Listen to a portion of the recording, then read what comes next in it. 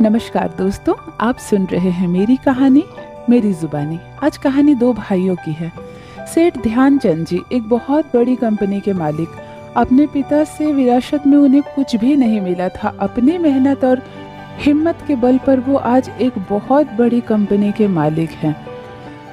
ध्यानचंद जी के दो बेटे हैं, बड़ा बेटा सुधीर और छोटा बेटा सुमित। बस उनकी दो ही संतान है, उनकी कोई बेटी नहीं है। ध्यानचंद जी बहुत ज़्यादा स्वस्थ नहीं है। अब उन्हें डायबिटीज़ हो गया है और घुटनों में भी इतना दर्द रहता है कि अब वो ज़्यादा कंपनी का काम नहीं देख सकते हैं। कंपनी दोनों बेटों ने हाथों हाथ संभाल ली है। बड़ा बेटा सुधीर तो मानो कंपनी का मालिक ही है।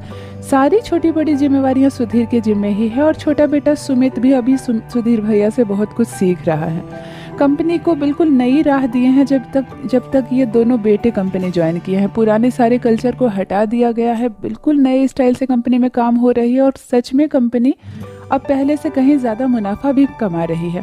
ध्यानचंद जी को बेहद खुशी हो रही है अपने दोनों बेटों के हाथ में अपनी कंपनी सौंपने से। ध्यानचंद जी अब अपनी पत्नी कौशल्या के साथ ज़्यादा करके घर में ही रहते हैं और कभी कभी कोई बड़ी डील होती है तभी वो ऑफिस जाते हैं या कंपनी का काम देखते हैं। सुधीर और सुमित दोनों अभी कुंवारे हैं, किसी की भी शादी नहीं हुई है। माँ कौशल्या की अब इच्छा है कि बड़ा बेटा सुधीर अब शादी कर ले, लेकिन सुधीर काम में इस कदर व्यस्त रहता है कि वो कम से ना दिन को दिन समझता है और ना ही रात को रात। वो अपनी माँ से यही कहता है कि माँ, जो लड़की शादी कर कर मुझसे आएगी उसकी उम्मीदें भी तो मुझसे जुड़ जाएगी। वो चाहेगी मैं उसके साथ समय बिताऊँ, उससे बातें करूँ, उसे घुमाने ले जाऊँ, उसे मायके ले जाऊँ। मैं कहाँ से कर पाऊँगा? मुझे तो कोई पता ही नहीं चलता कब दोपहर है कब रात है। कभी कभी रात को 2 बजे भी काम करता हूँ, कभी सुबह 4 बजे भी काम करता हूँ। भला कौन पत्नी इतना बर्दाश्त करेगी? इसीलिए मैं शादी अभी नहीं करूँगा। मुझे जब मेरा मन करेगा कि हाँ, मेरी मानसिक स्थिति बिल्कुल सेट हो गई है शादी के लिए, तब मैं हाँ कर दूँगा। फिलहाल शादी के लिए मुझ पर जोर मत डालिए।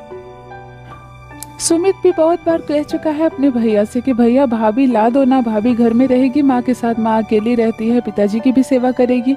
नौकर नौकरानी कितने भी घर में क्यों ना हो, घर की बहू तो बहू होती है। सुधीर कहता है हंस कर कि ऐसी बात है सुमित, तो तू शादी कर ले, मुझे कोई ऐतराज नहीं है, घर में छोटी बहू आ जाएगी। सुमित कहता है क्या बात कर रहे हो भैया, आपके रहते मैं भला शादी कैसे कर सकता हूँ।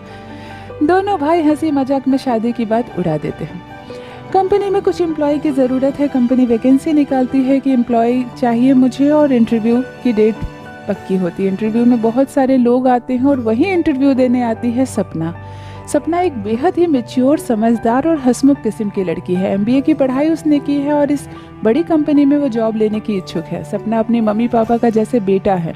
एकमात्र बेटी है सपना अपने मम्मी पापा की और एक छोटा भाई है उसके जो अभी पढ़ाई कर रहा है। सपना इंटरव्यू देने के लिए आती है तो सुधीर और सुमित दोनों बैठते हैं सिलेक्शन हाउस में। कुछ और लोग भी बैठते हैं कंपनी के। सबका एक एक करके इंटरव्यू होता है और जब सपना की बारी आती है तो इंटरव्यू का टाइम लगभग ख़त्म हो चुका है। सपना को सॉरी कह दिया जाता है बाहर ही, लेकिन सपना की आंखों में आंसू आ जाते हैं। वो बहुत सारे सपने देखकर आई है कि मैं इस कंपनी को हर हाल में ज्वाइन कर ही लूँगी, इंटरव्यू को मैं पास ही कर लूँगी। वो बाहर काउंटर पर कहने लगती है कि सिर्फ 5 मिनट लगेगा, मुझे एक बार सर से मिलने दीजिए।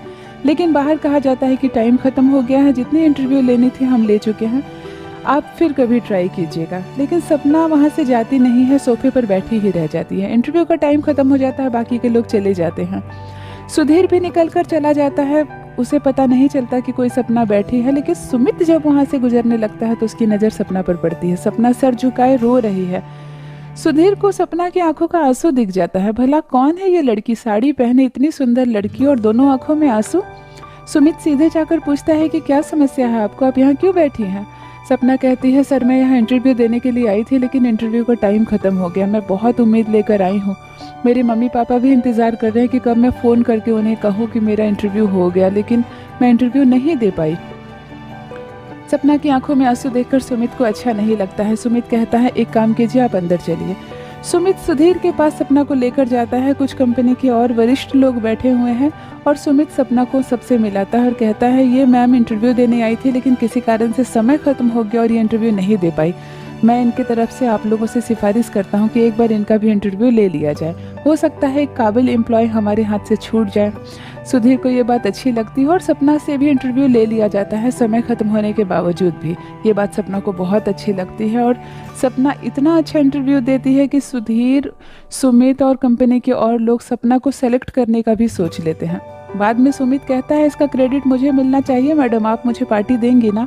सपना कहती है सर पार्टी क्या, मेरी पूरी सैलरी आपकी है, आपको जो पार्टी लेना है ले लीजिए। सुमित हंसने लगता है और कहता है नहीं मैं मजाक कर रहा हूँ। उस दिन से सपना सुधीर की कंपनी में काम भी करने लगती है और बहुत ही ईमानदार और एक बहुत अच्छी एम्प्लॉय के रूप में सपना इस कंपनी में काम कर रही है।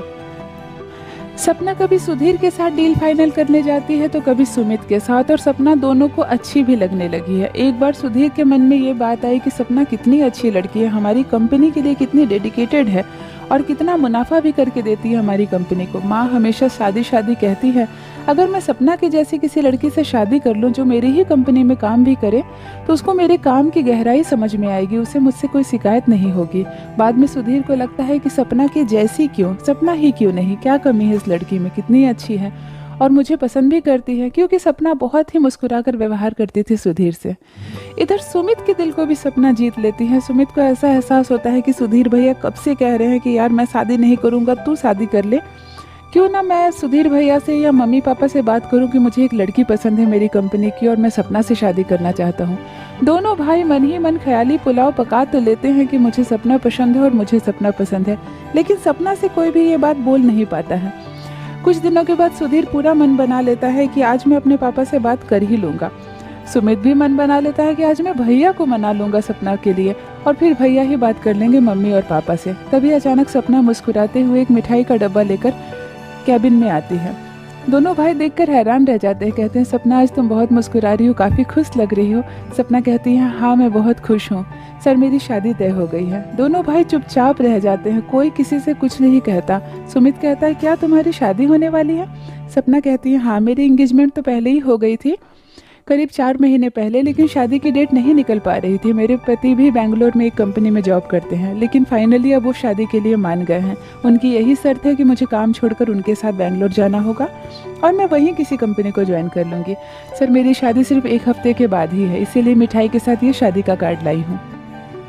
दोनों भाई चुपचाप रह जाते हैं, एक दूसरे का चेहरा देखते हैं। सुमित समझ जाता है कि मैं अपने दिल की बात कभी भी सुधीर भैया को नहीं बताऊंगा कि मैं सपना को पसंद करता था। सुधीर भी मन ही मन खैर मनाता है कि कैसे तो मैंने सपना को पसंद करने की बात किसी से भी शेयर नहीं की, वरना आज तो इज्जत का फालूदा हो जाता।